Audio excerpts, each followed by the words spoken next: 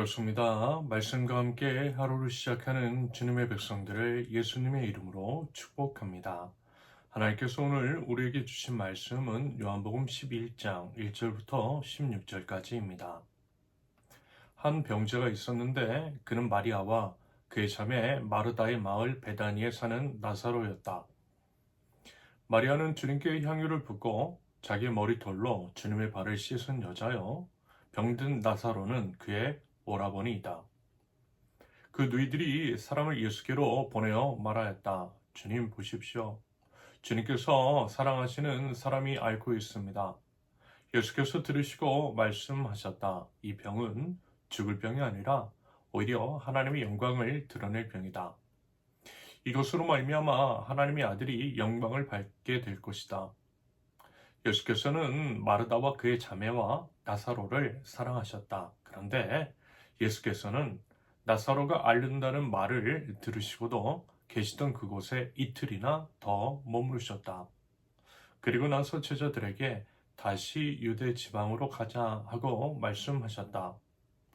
제자들이 예수께 말하였다. 선생님, 방금도 유대 사람들이 예수님을 돌로 치려고 하였는데 다시 그리로 가려고 하십니까? 예수께서 대답하셨다. 낮은 12시간이나 되지 않느냐? 사람이 낮에 걸어 다니면 햇빛이 있으므로 걸려서 넘어지지 않는다. 그러나 밤에 걸어 다니면 빛이 그 사람 안에 없으므로 걸려서 넘어진다. 이 말씀을 하신 뒤에 그들에게 말씀하셨다. 우리 친구 나사로는 잠들었다. 내가 가서 그를 깨우겠다. 제자들이 말하였다. 주님, 그가 잠들었으면 낫게 될 것입니다. 예수께서는 나사로가 죽었다는 뜻으로 말씀하셨는데 제자들은 그가 잠이 들어오신다고 말씀하시는 것으로 생각하였다. 이때에 예수께서 그들에게 밝혀 말씀하셨다. 나사로는 죽었다. 내가 거기에 있지 않은 것이 너희를 위해서 도리어 잘된 일이므로 기쁘게 생각한다. 이 일로 말미암아 너희가 믿게 될 것이다. 그에게로 가자. 그러자 디두모라고도 하는 도마가 동료 제자들에게 우리도 그와 함께 죽으러 가자 하고 말하였다. 아멘. 첫째, 고난의 목적 1절부터 4절까지 나사로가 위독해지자 마리아와 마르다는 사람을 보내어 예수님께 이 사실을 알립니다. 그러면서 이제 그들의 메시지는요, 간결했어요. 3절 보세요. 주님 보십시오. 주님께서 사랑하시는 사람이 앓고 있습니다. 그들은 말하자면요, 예수님이 오시기만 하면 금방 고쳐주실 것이라 믿었던 것 같아요. 그래서 간결하게 말씀을 드렸던 것이라 할 수 있겠습니다. 하지만 그에 비해 예수님의 반응은요, 예상 밖이었어요. 예수님께서 이렇게 말씀하셨습니다. 4절, 이 병은 죽을 병이 아니라 오히려 하나님의 영광을 드러낼 병이다. 이것으로 말미암아 하나님의 아들이 영광을 받게 될 것이다. 여기서 죽을 병이 아니다 라고 하는 말씀의 의미는 나사로가 육체적으로 죽지 않을 것이라는 뜻은 아닐 것입니다. 실제로 나사로는 죽었어요. 그래서 예수님의 말씀은 다만 그 죽음이라고 하는 것이 최종적인 결론은 아니라는 의미일 것 같아요.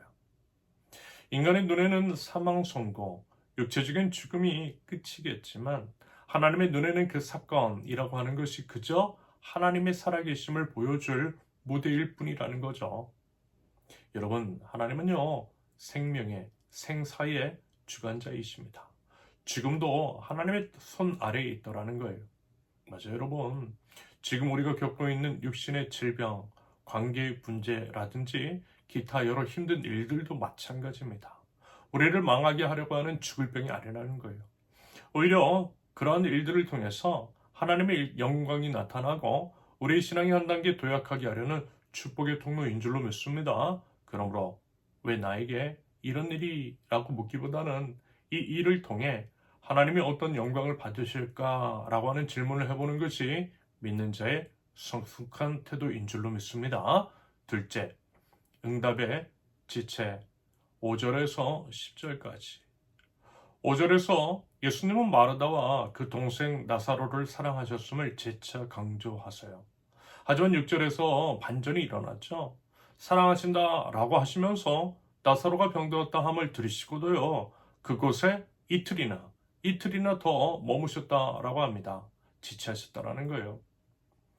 베다니에서 소식을 전해오는 사람이 오기까지 하루, 주님이 머무신 것이 이틀, 주님이 베다니로 가시는데 걸린 하루를 합치면 총 4일입니다.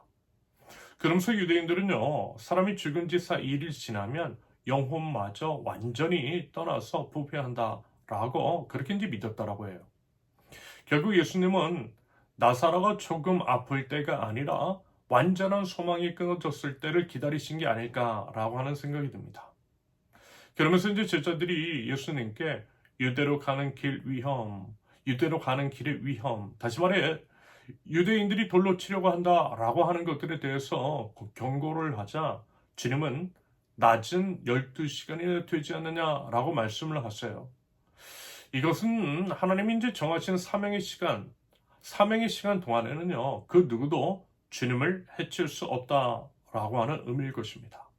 빛 가운데 걷는 자는 실족하지 않는다라고 하는 확신인 거죠.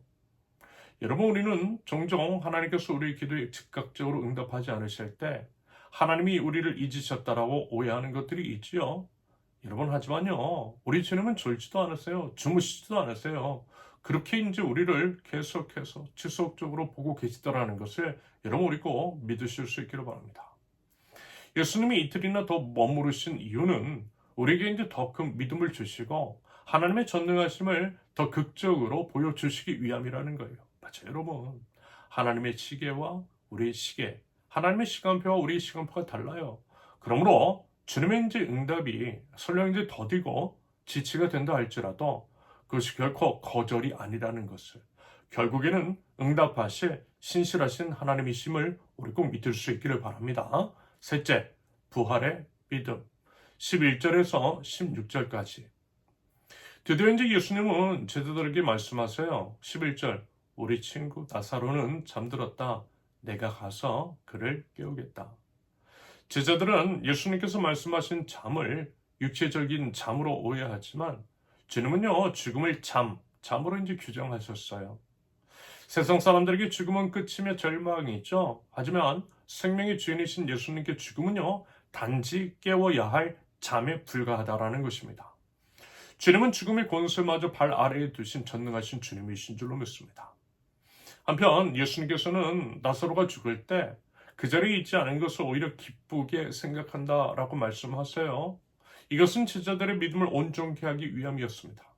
적당히 이제 병을 고치는 수준이 아니라 죽음을 생명으로 바꾸시는 분임을 분명하게 목격하게 함으로써 그들의 이제 신앙을 뿌리채 바꾸려고 하신 거죠.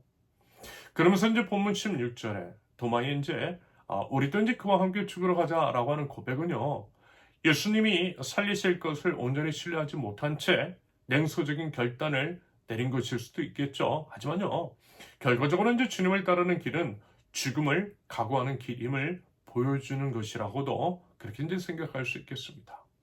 여러분, 부디 우리도요, 우리 부활의 주님을 꼭 신뢰하는 그 믿음과 부활의 소망을 가지고서요, 오늘 하루도 소망 중에 인내하며 승리할 줄 아는 하나님 나라 백성, 저와 여러분들 모두 되실 수 있기를 예수님의 이름으로 축원합니다. 함께 기도합니다. 아버지 하나님, 고난 속에 감추어진 하나님의 오묘한 섭리를 깨닫는 은혜를 허락하여 주옵소서.